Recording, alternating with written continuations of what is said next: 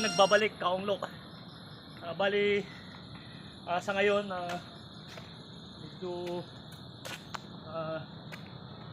ano tayo sa oras. Bali malaki yung oras natin ngayon. So kailangan natin na mag-ensayo. So mga guys, simple lang naman itong pagtakbo is napaganda sa ating kalusugan, sa ating katawan. So guys, kasama ko yung anak ko, si Casey. Bali sinamahan niya ako magtakbo, pero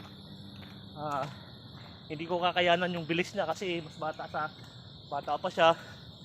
So guys, sana wag niyong kakalimutan. So ngayon tutuloy kami ulit, tatakbo kami. So guys, samahan niyo kami. Okay, let's go. Guys, let's go.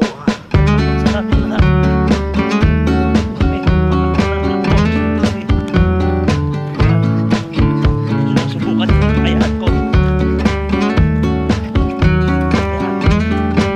Guys, itong gawin natin na araw. Kahapon ko yun. Guys, sana palagi natin iportahan yung katawan natin.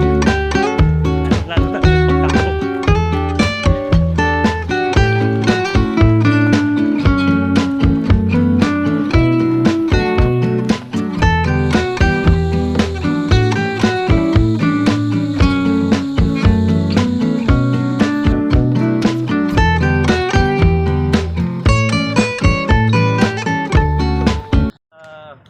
Maraming salamat.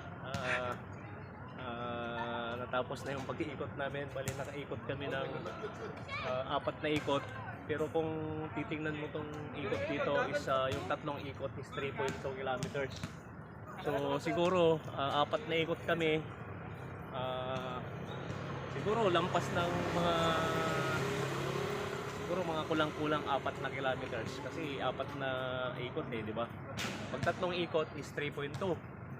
So mga guys, sana ganito tayo lagi.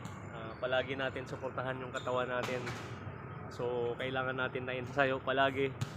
So maraming salamat sa pagsubaybay nyo sa Kaonglok Vlog. So subaybayan nyo lagi at huwag nyo kakalimutan i-subscribe nyo yung sa channel ko. Maraming salamat sa inyong lahat.